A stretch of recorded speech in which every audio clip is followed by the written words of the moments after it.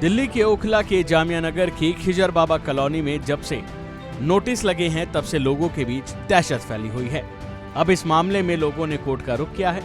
Supreme court Delhi के जामिया नगर बाटला house में अवैध संपत्तियों को ध्वस्त करने के प्रस्ताव के खिलाफ दायर याचिका पर अब अगले हफ्ते सुनवाई करेगा।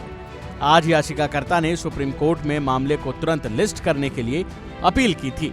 उनका कहना है कि उन्हें तुरंत घर खाली करने के लिए कहा गया है और उनकी सुनवाई नहीं हुई है, इसलिए मामले को लिस्ट किया जाए।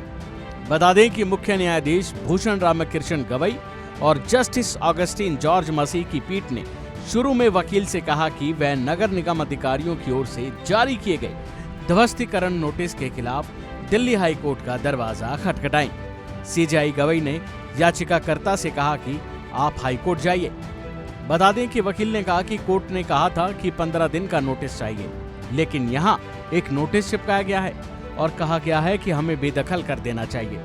26 मई को नोटिस चिपकाया गया, हमारी कोई सुनवाई नहीं हुई।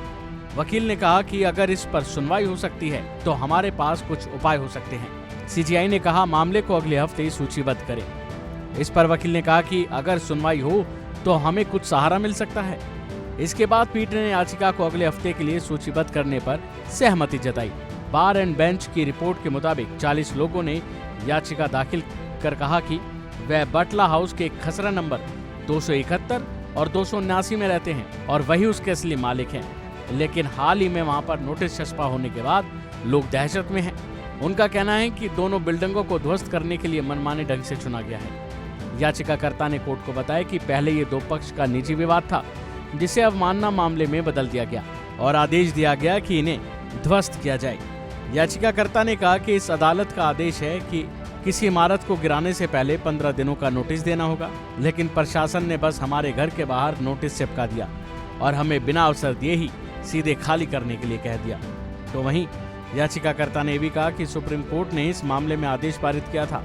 इस मामले में सुप्रीम कोर्ट द्वारा बनाई गई गाइडलाइन का पालन नहीं किया गया है। तो वहीं दूसरी ओर डीडीए का दावा है कि खसरा नंबर 279 की जमीन दिल्ली विकास प्राधिकरण की है और इस पर अवैध तरीके से घर बने हैं। सुप्रीम कोर्ट ने पिछले आदेश में सिर्फ खसरा नंबर 279 को लेकर अपना आदेश दिया था, लेकिन डीडीए ने खसरा नंबर 281 से लेकर 285 तक के मकानों पर भी नोटिस जारी कर दिया, जिसको लेकर याचिकाकर्ताओं ने सुप्रीम कोर्ट का रुख किया। बहरहाल देखना होगा कि आगे आगे इस मामले में अब होता है क्या, क्योंकि जब से बाटला हाउस में ये नोटिस लगे हैं तब से वहां पर अलग ही माहौल है और कोर्ट इस पर क्या फैसला सुनाती है देखने वाली बात होगी। अभी के लिए फिलहाल इतना ही। बाकी अपडेट के लिए बने रहिए इंडिया डेली के साथ।